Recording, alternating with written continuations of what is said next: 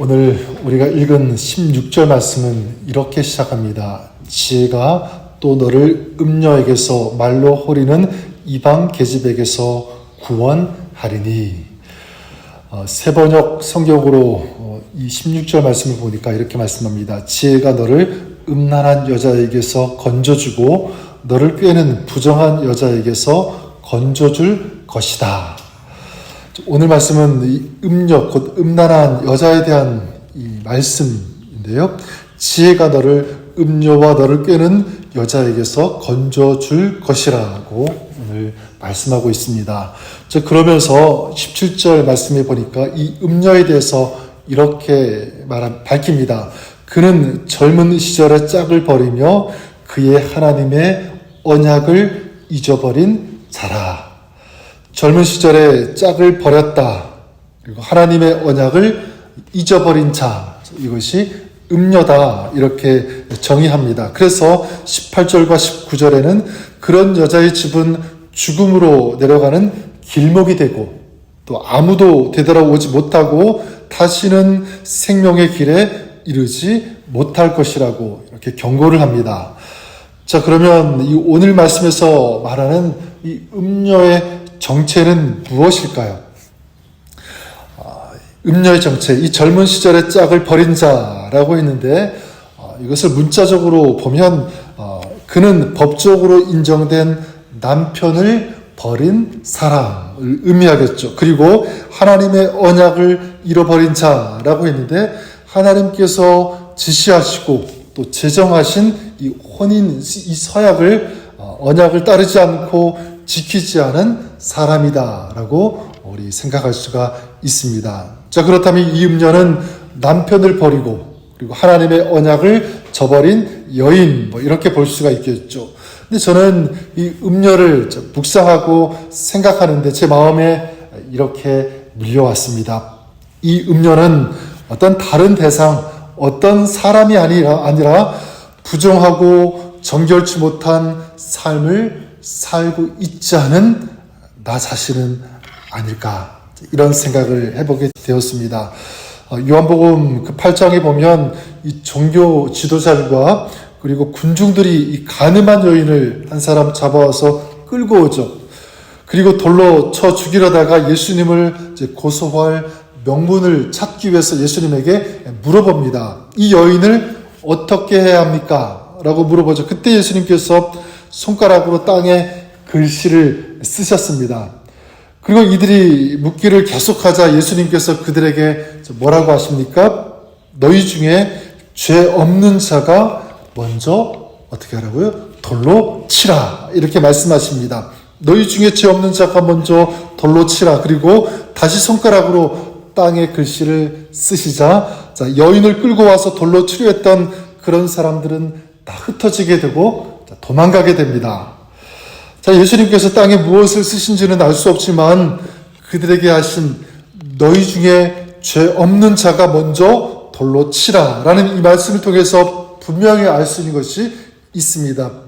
종교 지도자들과 군중들은 한 여인을 끌고 와서 이 여인이 음녀라고 고소했지만 예수님의 기준으로 볼 때는 그 여인을 끌고 온 그 사람들도 마찬가지 음녀라는 사실을 말씀하고 있습니다. 발각되지는 않았지만 마음과 그 삶에 더 큰 죄가 있음을 예수님은 보셨던 거죠.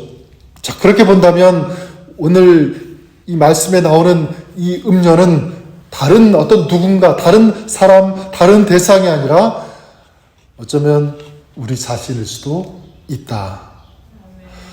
신랑 되신 예수님을 사랑해야 되는데 우리가 다른 것을 더 사랑하고 있다면 그럴 수 있습니다. 물질을 더 사랑하고 사람을 더 사랑하고 자기의 명예, 어떤 인기를 더 추구하고 그것을 사랑하고 있다면 우리가 그런 사람일 수 있다는 것입니다. 주님의 말씀을 경청하고 그 말씀을 따라 살아가야 되는데 그런데 말씀을 들으려고 하고 있지 않다면 또 듣고도 그 말씀을 무시하고 있다면 우리가 그런 삶을 산다면 그럴 수 있습니다.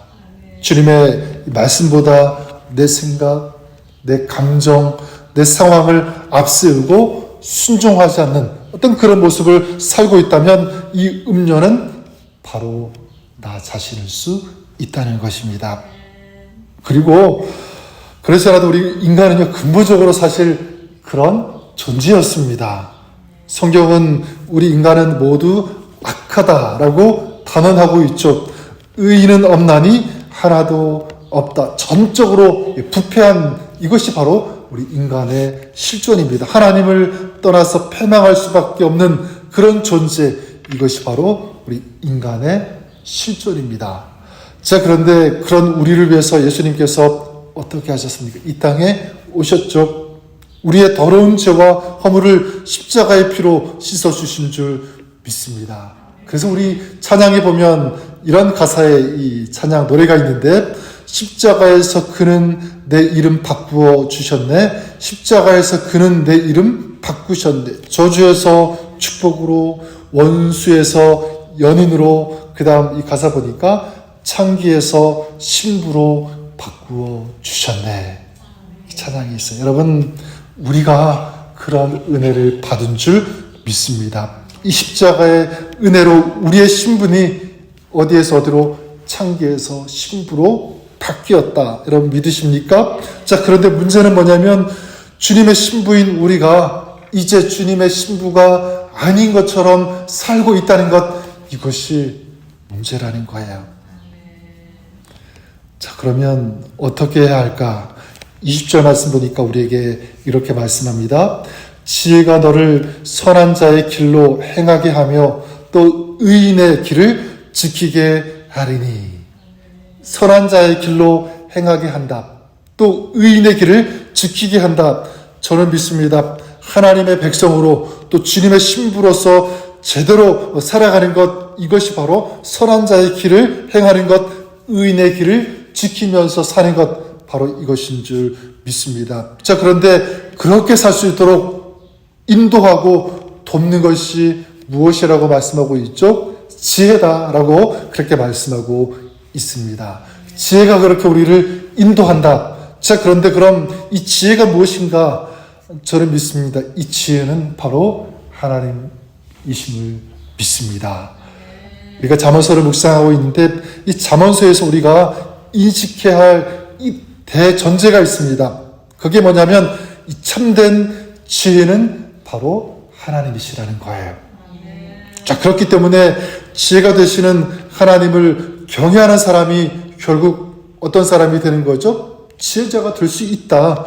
여러분, 아무리 똑똑해도 하나님을 떠나고 하나님을 경외하지 않는 그런 사람은 어리석은 그런 자인 줄 믿습니다.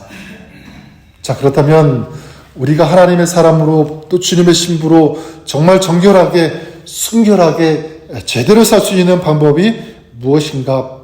첫 번째는 바로 이것입니다. 악한 길에서 떠나 하나님께 돌아가야 되는 줄 믿습니다.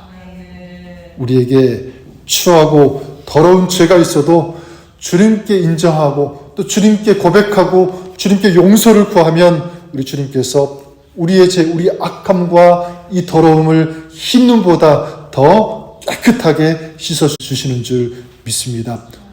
우리가 주님께로 돌아가면 용납해 주시고요, 받아주시는 분, 바로 우리 주님이신 줄 믿습니다. 그렇기 때문에 우리가 해야 하는 것, 끊임없이 다시 주님께, 우리의 신랑 되시는 우리 예수님께 돌아가는 것, 바로 이것인 줄 믿습니다. 또 한 가지는 우리가 그런 제대로 된 그런 삶을 살기 위해서 필요한 것, 그래서 바로 주님의 인도하심을 받아야 된다. 바로 이것인 줄 믿습니다. 20절에 그 지혜라는 그 말씀 대신에 내가, 이 주님이, 이걸 넣어서 읽어보시면 좋을 것 같아요.